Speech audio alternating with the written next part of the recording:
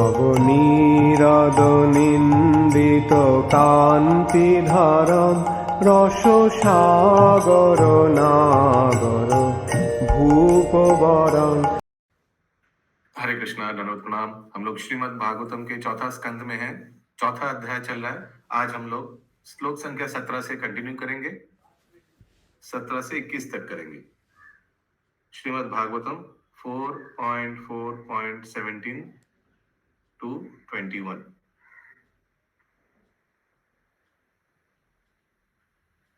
सत्रह नंबर श्लोक।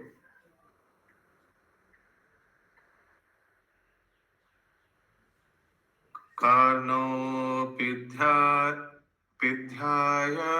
निरयद् अकल्पवैसे।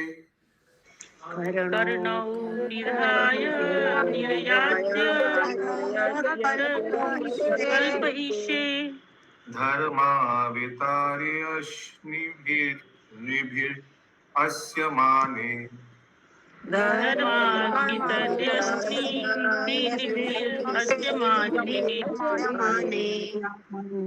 ऐसे ये श्लोक पढ़ो। कर्णोऽपिधाय निरयद्यदकल्पयिषे। कर्णौ विधाय निर्यातयत्कल्पयिषे।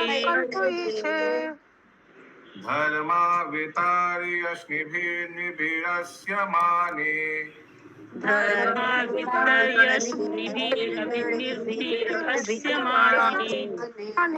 चिन्यात्प्रशाय रुशतिम् असतिं प्रभुश्चेत्।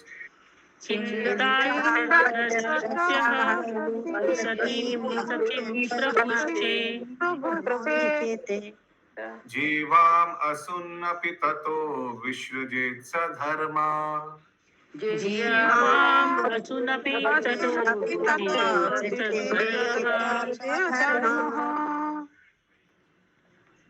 अनुवाद। साध्वी सती ने आगे कहा, यदि कोई किसी निरंकुश व्यक्ति को धर्म के स्वामी तथा नियंत्रक की निंदा करते सुने और यदि वह उसे दंड देने में समर्थ नहीं है तो उसे चाहिए कि कान बंद करके वहां से चला जाए। किंतु यदि वह मारने में सक्षम है तो उसे चाहिए कि वह बलपूर्वक निंदक की जीभ काट ले और अपराधी का वध कर दे। तत्पश्चात वह अपने भी प्राण त्याग दे। ओके, तो ये उन सभी लोगों के लिए संदेश है जो बैठ बैठ के मजा देख रहा था।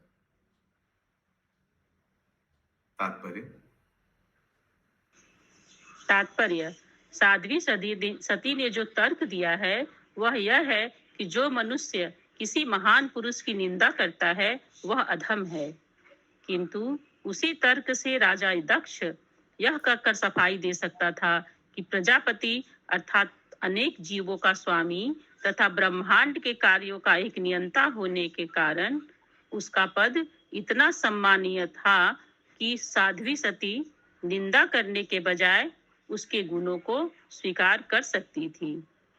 किंतु इस तर्क का उत्तर यह है कि साध्वी सती निंदा नहीं कर रही थी, वह तो सफाई दे रही थी। यदि संभव होता तो वह राजा दक्ष की जीभ काट लेती, क्योंकि उसने शिव की निंदा की थी। दूसरे शब्दों में, चूंकि शिव धर्म के रक्षक हैं, अतः जो कोई भी उनकी निंदा करता है उसका तुरंत वध कर दिया जाना चाहिए और ऐसे व्यक्ति को मारने के उपरांत स्वयं अपने प्राण दे देने चाहिए। यही विधान है। किंतु राजा दक्ष साध्वी सती का पिता था, इसलिए साध्वी सती ने उसे मारने की अपेक्षा अपने प्राण दे देना उचित समझा। इससे उस पाप से मुक्ति मिल जाएगी जो उसने शंकर जी का अपमान सुनकर किया था। श्रीमद् भागवतम में यह शिक्षा दी गई है कि किसी भी दशा में उस व्यक्ति की हरकतों को जो किसी महापुरुष का अपमान करता है सहन नहीं करना चाहिए। यदि कोई ब्राह्मण हो तो उसे चाहिए कि वह अपना शरीर न त्यागे, क्योंकि ऐसा करने से उसे ब्राह्मण वध का पाप चढ़ेगा। अतः ब्राह्मण को चाहिए कि वह उस स्थान को छोड़कर चला जाए या फिर अपने कान बंद कर ले, जिससे वह अपमान की बातें न सुन सके। यदि वह क्षत्रिय है तो उसमें इतनी शक्ति होती है कि वह किसी भी व्यक्ति को दंड दे सके। अतः क्षत्रियो को चाहिए कि निंदक की जीभ तुरंत काटकर उसका वध कर दे। किंतु जहां तक वैश्यों तथा शूद्रों का प्रश्न है, उन्हें चाहिए कि वे तुरंत अपने प्राण दे दे। साध्वी सती ने अपना शरीर त्यागने का संकल्प किया क्योंकि उसने अपने आप को शूद्रों तथा वैश्यों में से एक समझा। जैसा कि श्रीमद् भागवत गीता 9.32 में कहा गया है, स्त्रियो वैश्यस तथा शूद्राः। स्त्रियां, श्रमिक तथा वणिक वर्ग एक ही स्तर के हैं। चूंकि यह स्तुति की गई है कि शिव जैसे किसी महापुरुष की निंदा सुनने पर शूद्रों तथा वैश्यों को अपना प्राण दे देना चाहिए, अतः साध्वी सती ने अपना प्राण देने का निश्चय किया। हरे कृष्ण।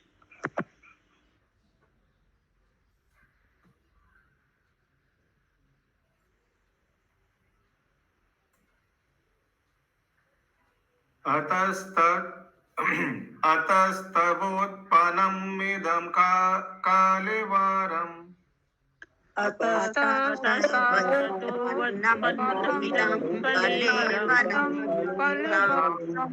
न धारयिष्ये इति कंठग नहीं पहले वाला ट्यून प्रभु जी। अतस्तवोत्पन्नमिदं कलेवरम्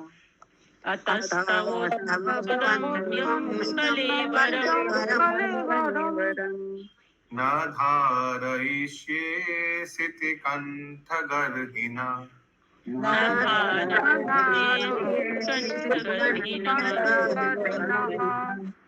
जग्धस्य मोहाधिविशुद्धिमन्धसो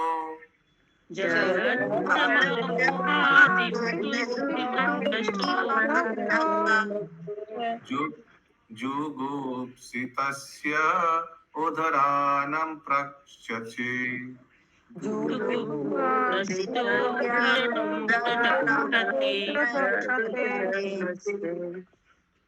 अनुवाद। अतः मैं इस अयोग्य शरीर को, जिसे मैंने आपसे प्राप्त किया है, और अधिक काल तक धारण नहीं करूंगी, क्योंकि आपने शिव की निंदा की है। यदि कोई विषाक्त भोजन कर ले तो सर्वोत्तम उपचार यही है कि उसे वमन कर दिया जाए। तात्पर्य। चूंकि साध्वी सती श्री भगवान की बहिरंगी शक्ति की प्रतिनिधि थी, अतः यह उनके वश में था कि वे अनेक ब्रह्मांडों को, जिसमें अनेकों राजा दक्ष सम्मिलित हैं, विनष्ट कर दें।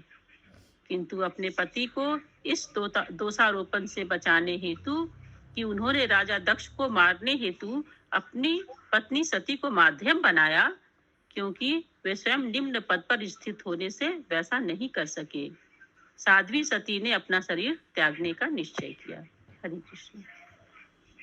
नावेदवादान् अनुवर्तते मति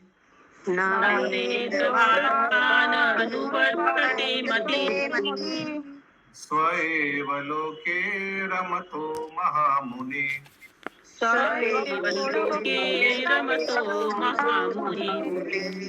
यथा गतिर्देव मनुष्याय कुपृथा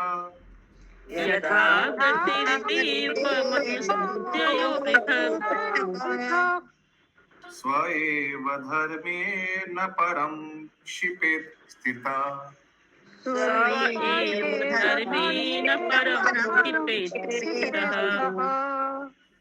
अनुवाद। दूसरों की आलोचना करने से यह श्रेयस्कर है कि अपना कर्तव्य निभाया जाए। उन्नत अध्यात्मवादी भी कभी कभी वेदों के विधि विधानों का उल्लंघन कर देते हैं, क्योंकि उन्हें उसका अनुसरण करने की आवश्यकता नहीं होती। ठीक उसी प्रकार जैसा कि देवता तो आकाश मार्ग में विचरते हैं, जबकि सामान्य जन धरती पर चलते हैं। यहाँ इससे कैसे मैचिंग करना है, उसीलिए सती दक्ष को ज्यादा ब्लास्फेम उनको पनिश करने से अच्छा खुद को सुधार ले रहे हैं। लिखा है ना, दूसरे का ऑक्यूपेशन, दूसरे को समझाने से अच्छा अपना, दूसरे का क्रिटिसाइज करने से अच्छा कि अपना व्यक्ति अपना कार्य ठीक से करे। ठीक है, समझ में आया? फिर से पढ़िए अनुवाद। दूसरों की आलोचना करने से यह श्रेयस्कर है कि अपना कर्तव्य निभाया जाए। उन्नत अध्यात्मवादी भी कभी कभी वेदों के विधि विधानों का उल्लंघन कर देते हैं, क्योंकि उन्हें उसका अनुसरण करने की आवश्यकता नहीं होती। ठीक उसी प्रकार जैसा कि देवता तो आकाश मार्ग में विचरते हैं, जबकि सामान्य जन धरती पर चलते हैं। तात्पर्य प्रभु ये अति देवता उन वाला क्या बोला जा रहा है, आकाश मार्ग में विचरते हैं? सो देवता उन्नत लोग हैं, मनुष्य साधारण मनुष्य से, सो ऊपर आसमान से चलता है, लेकिन साधारण मनुष्य जो जो लोग, उन लोग नीचे विचरण। तो इससे इसका मैचिंग क्या है? यही मैचिंग है कि सती মানে আমরা বাংলায় বলি ছুঁচো মেরে हाथ নোংরা করते नहीं। सती कुड हैव किल्ड दक्ष, ऐसे नहीं किया, वो अपने आप को मार दिया। पिछले श्लोक में यही आया था समझाना, यही समझा रहे थे प्रभुपाद।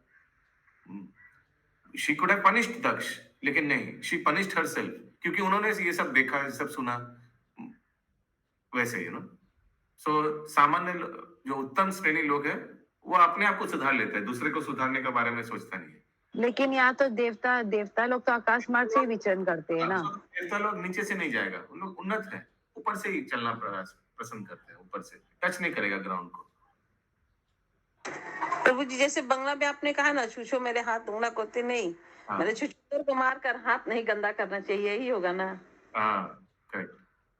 आगे तात्पर्य अति उन्नत अध्यात्मवादियों तथा अत्यंत पतित बद्ध जीवों का आचरण एक सा प्रतीत होता है।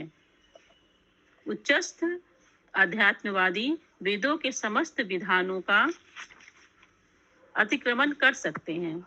जिस प्रकार की आकाश में विचरण करने वाले देवता पृथ्वी के समस्त जंगलों तथा शैलों को पार कर लेते हैं, किंतु सामान्य पुरुष को ऐसी सुविधा न होने से इन सारे व्यवधानों का सामना करना पड़ता है। देखिए अभी क्लियर कर दिया प्रभुपाद। यद्यपि परम प्रिय शिव वेदों के विधि विधानों का लेस मात्र भी पालन करते प्रतीत नहीं होते, किंतु ऐसी अवज्ञा से उन पर कोई प्रभाव नहीं पड़ता। किंतु यदि सामान्य मनुष्य उनकी नकल करना चाहे। प्रभु जी, तात्पर्य का फर्स्ट लाइन समझाइए ना। उच्चस्थ योगी और अत्यंत पतित जीव का आचरण एक सा प्रतीत, इसका मतलब क्या हुआ? उल्लंघन कर देता है, दोनों ही उल्लंघन करता है, लेकिन जो उच्च व्यक्ति उल्लंघन करता है उनका स्तर के हिसाब से, और नीचे वाला तो पालन ही नहीं करता है। हाँ।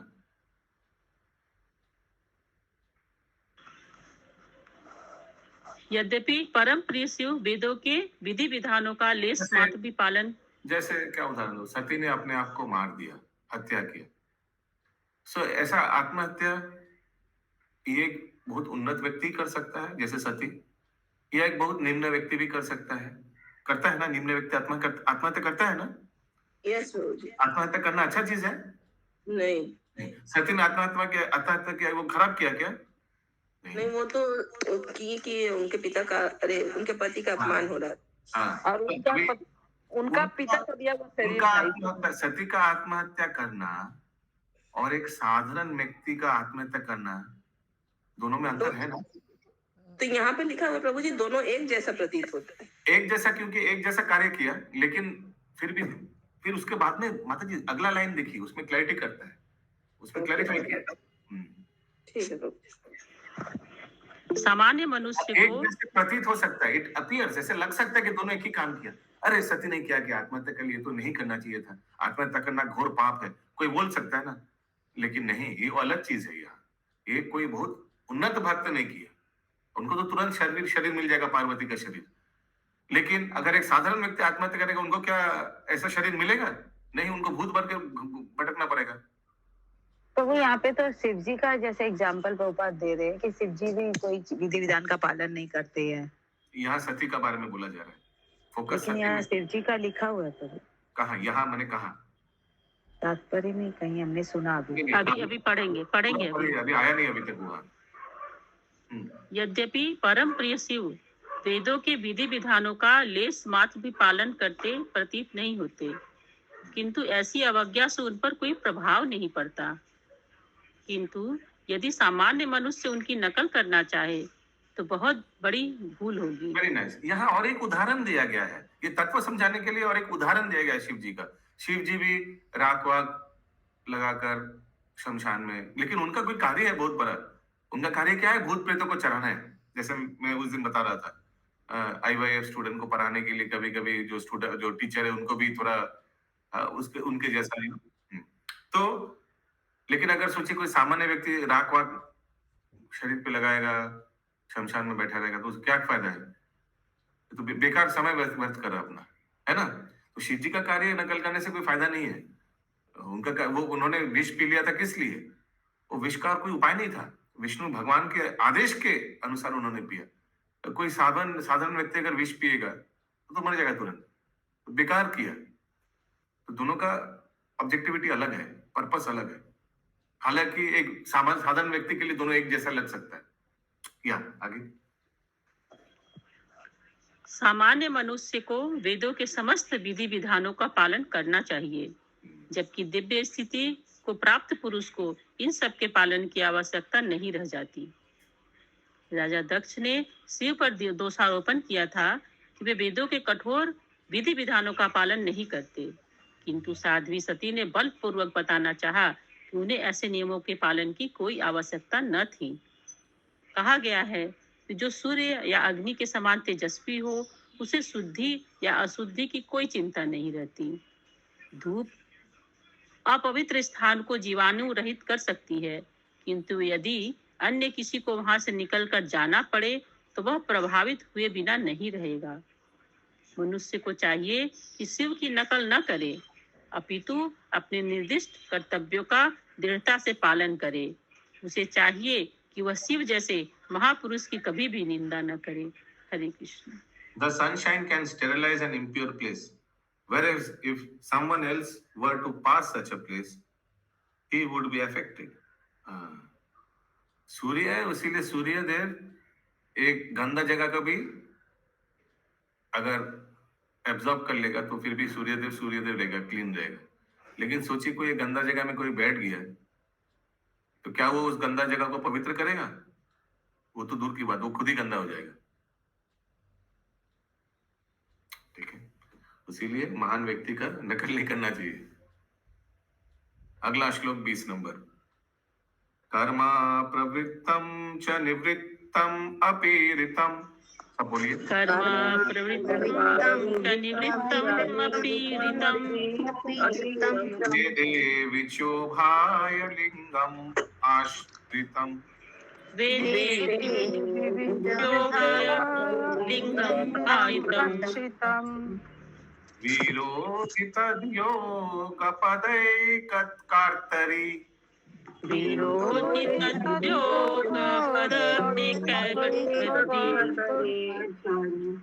दायं तथा ब्राह्मणि कर्म नक्षति।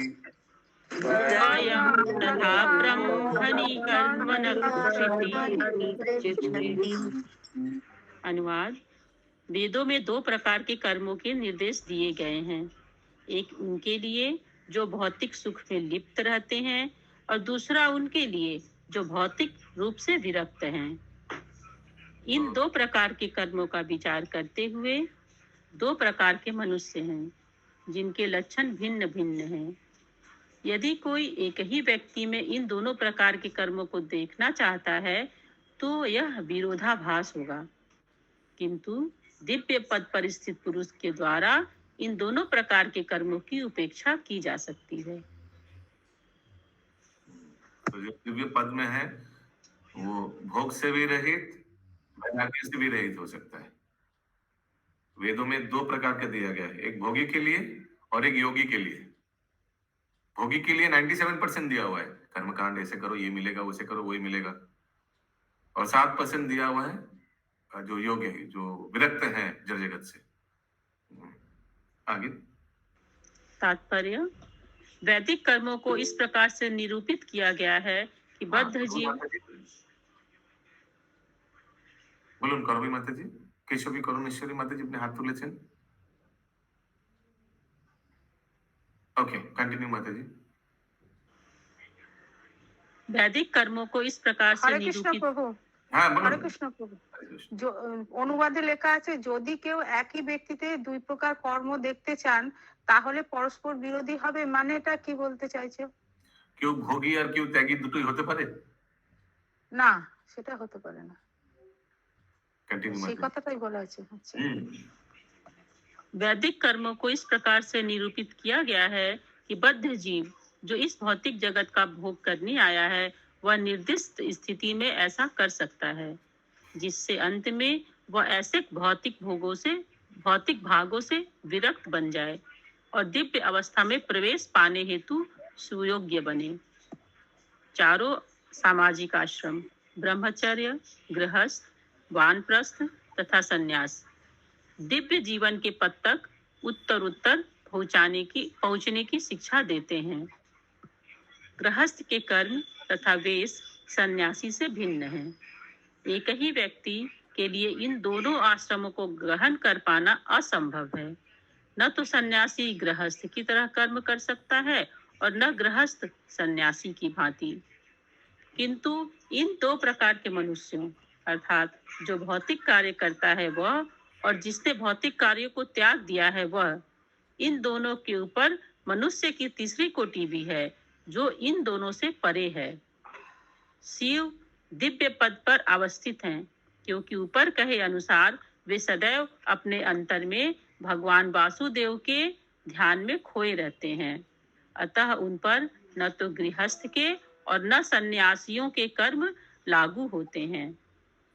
वे सदैव परमहंस अवस्था को प्राप्त हैं जो जीवन की सर्वोच्च अवस्था है।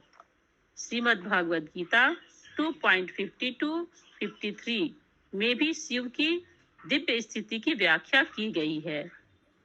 वहां यह कहा गया है कि जब फल की इच्छा के बिना कर्म करते हुए श्री भगवान की दिव्य सेवा की जाती है तो मनुष्य दिव्य पद पर उन्नत होता है। उस समय उसके लिए वैदिक आदेशों या वेदों के विभिन्न विधि विधानों का पालन करना अनिवार्य नहीं रह जाता। जब मनुष्य वैदिक अनुष्ठानों से संबंधित अपनी कामनाओं को पूरा करने के आदेशों के ऊपर उठकर दिव्य विचार में पूर्णतः खोया रहता है अर्थात श्री भगवान की सेवा के विचार में मग्न रहता है, तो इस स्थिति को बुद्धि योग या समाधि कहते हैं। जो पुरुष इस स्थिति को प्राप्त कर लेता है उस पर न तो भौतिक सुख प्राप्त करने के और न विरक्ति के वैदिक कर्म लागू होते हैं। हरे कृष्ण। तो ऐसा व्यक्ति को कोई ससुर जी आए तो खड़ा हो जाना चाहिए, ऐसे कोई दरकार नहीं है, नॉट नीडेड, परे हैं इस सबसे।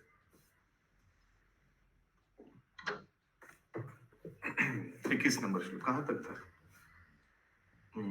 21 आज का अंतिम श्लोक। मावा पदाव्य पितरस्मद आस्थिता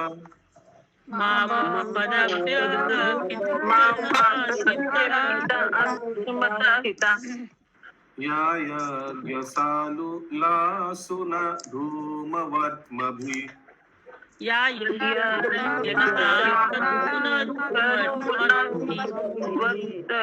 तदन्नतृप्तेरशुभ्रीर्ईदित्य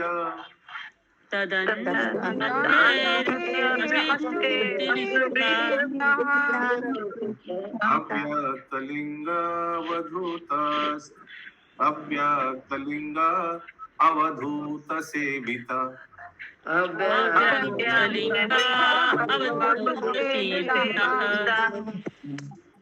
अनुवाद।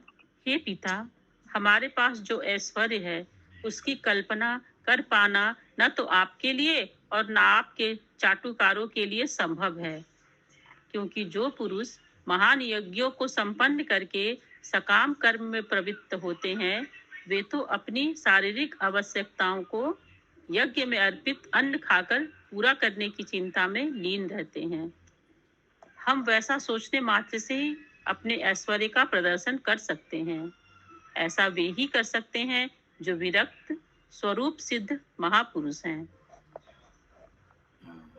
माय गुडनेस, स्टार्टिंग लाइन फिर से पढ़िए अनुवाद का। हे पिता, हमारे पास जो ऐश्वर्य है उसकी कल्पना कर पाना न तो आपके लिए और न आपके चाटुकारों के लिए संभव है। यस, हमारे पास जो ऐश्वर्य है, हमारे माने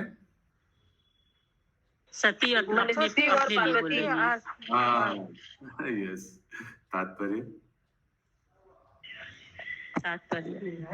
साध्वी सती के पिता इस भुलावे में थे कि वे प्रतिष्ठा तथा ऐश्वर्य दोनों में बड़े हैं और उन्होंने अपनी कन्या ऐसे व्यक्ति को दी है जो न केवल निर्धन है वरन समस्त संस्कृति से रहित है। माय गुडनेस, उनके आपको लग रहा है वो पिछले बार का जो झमेला है पूरा एकदम लाइव टेलीकास्ट बताया गया था। एक एक का मुंह तोड़ जवाब दे रही है सती अपने पिता को। याद है ये सब बताया था दक्ष ने शिव जी को गुस्से में। माता जी, उनके पिता यह सोचते रहे होंगे कि यद्यपि मेरी पुत्री परम साध्वी है और अपने पति की अनुगामिनी है, किंतु उसके पति की दशा दयनीय है। ऐसे विचारों के प्रत्युत्तर में साध्वी सती ने कहा कि उनके पति के ऐश्वर्य को राजा दक्ष जैसे भौतिकवादी व्यक्ति तथा उनके अनुचर नहीं समझ सकते, जो झूठी बड़ाई करने वाले तथा सकाम कर्मों में लगे रहने वाले हैं। उनके पति की स्थिति सर्वथा भिन्न थी।